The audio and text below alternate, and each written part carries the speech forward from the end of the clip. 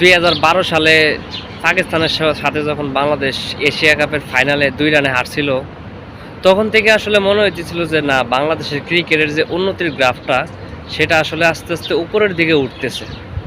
তবে আজকে 2012 সাল গিয়ে এখন অলমোস্ট 2024, তো সেই 2012 আর 2024 মাঝখানে এক যুগের একটা গ্যাপ। তো এই এক যুগের একটা গ্যাপের মধ্যে অন্যান্য দলগুলো যেখানে আকাশচুম্বী, আর সেখানে বাংলাদেশের উন্নতির গ্রাফটা আসলে উপরের দিকে ওঠার চাইতে আস্তে আস্তে নিচের দিকে গেছে। তো এটার দায় অবশ্যই বাংলাদেশ ক্রিকেট বোর্ড, প্লেয়ার থেকে শুরু করে মানে সবারই এটা মানে আমরা সমর্থকরা একটু বেশি দায়ী, কারণ আমরা অতিরিক্ত এক্সপেকটেশন করি। মানে আমরা ওরা খারাপ খেললে ওদেরকে সাপোর্ট করতেছি, হ্যাঁ, সমালোচনা করতে দিতেছি না কাউরে। কেউ সমালোচনা করলে আবার ওটা তাদেরকে ডিফেন্স করে, যে সমালোচনা করতেছে তাদেরকে উল্টা আমরা ধুয়ে দিতাম। তো দিনকাল এমন পর্যায়ে গিয়ে পৌঁছাইছে যে আসলে তাদেরকে সমালোচনা কি, তারা সমালোচনার যোগ্যও না। তাদেরকে ওরা ধুরা ট্রল করা উচিত।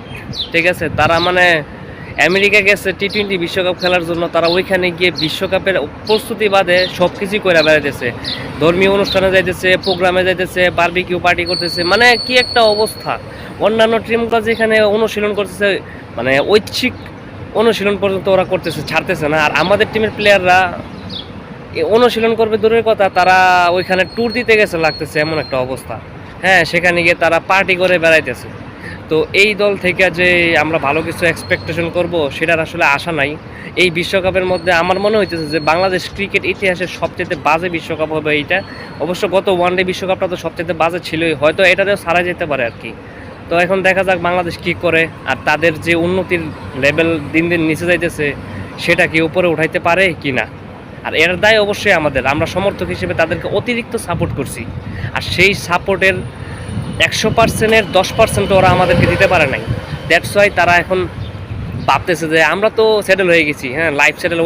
আমাদেরকে দিয়ে ওরা টাকা কামাই নিতেছে, ঠিক আছে, কিন্তু আমরা যা চাই সেটা ওরা দিতেছে না। তো বাংলাদেশ ক্রিকেটের থেকে আসলে আস্তে আস্তে মন উঠে যাইতেছে। তো এই বিশ্বকাপের উপর ডিপেন্ড করবে আর কি, আসলেই লাস্ট পর্যন্ত বাংলাদেশের ক্রিকেটকে সাপোর্ট করব নাকি করব না, এখন দেখা যায়। তারা এই বিশ্বকাপে কি ছিঁড়তে পারে, আর তারপরে হইছে মেইন ডিসিশন আর কি। ক্রিকেট দেখাই ছেড়ে দিব বাল।